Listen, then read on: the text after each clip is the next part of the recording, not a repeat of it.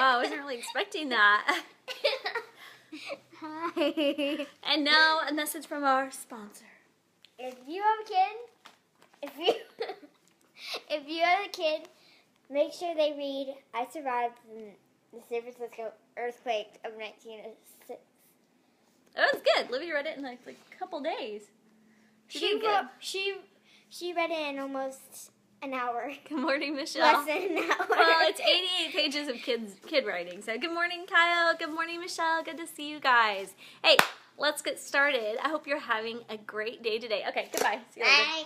Hey, good morning, Beth. Oh, congratulations on Al's heart transplant. I'm glad he's doing so well. Good morning, Melanie.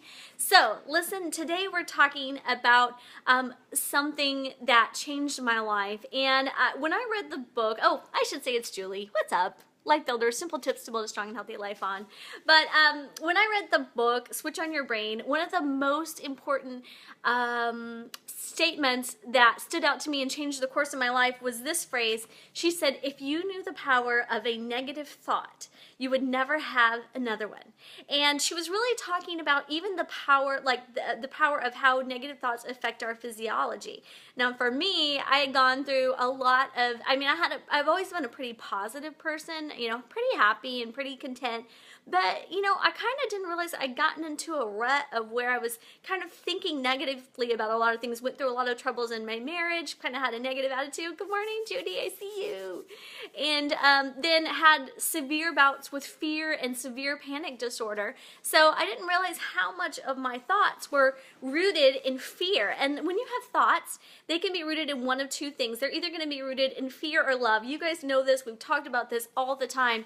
And whether or not you choose the thought rooted in fear or love, it affects the structure of your brain. So when you choose the thought that's rooted in love, it actually has a tree-like structure. It's very full. It looks kind of like a forest of trees.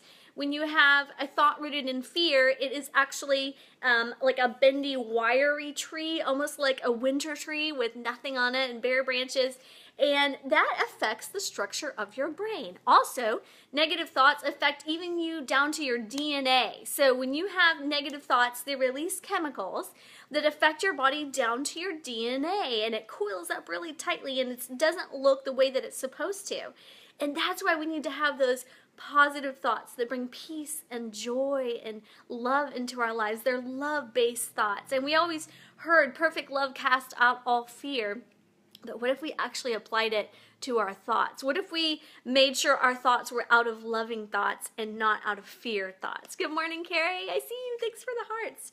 So I just want to challenge you today. We're going to be working on not having negative thoughts. And it's not only just not having negative thoughts, but it's going to be not saying negative things, because how often do we get into the habit of complaining?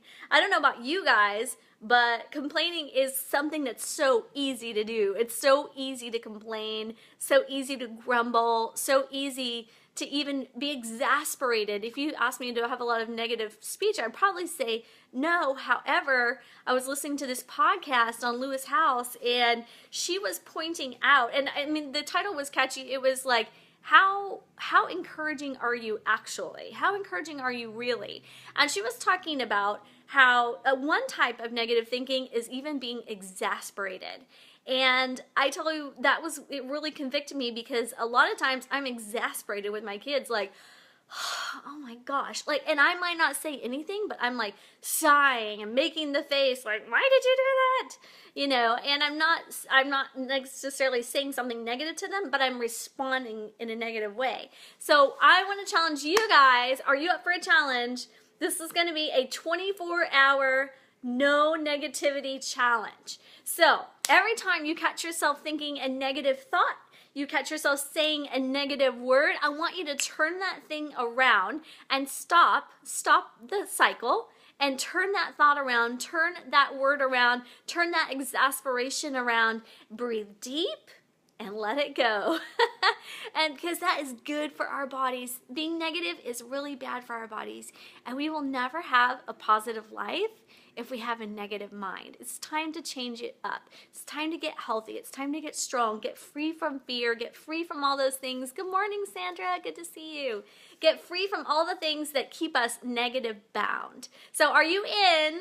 Let me know if you're in, and I want to hear your experiences about it. So I want to hear tomorrow how your challenge, your 24-hour challenge went, and I would love to hear about how you did and how you conquered it and how you changed it. And the point is, if we can do 24 hours, we can just keep going and on and on and on and keep learning and keep thinking about, it's metacognition, it's thinking about our thinking.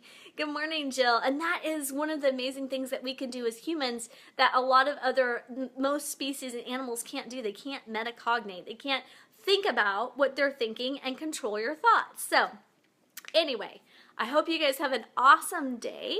I love you all, and I just hope your Wednesday is great. You've made it halfway through the week. Now it's time to get to the rest of the week. So may your minds be fierce and your heart strong and your spirit kind this morning. Short and sweet, 24-hour, no negativity challenge. On your mark, get set, go. Oh, she's in Mind Diet. Ooh, I like it, Carrie. You are awesome. You have some awesome stuff. I got this. I know you do. All right, see you later. Bye.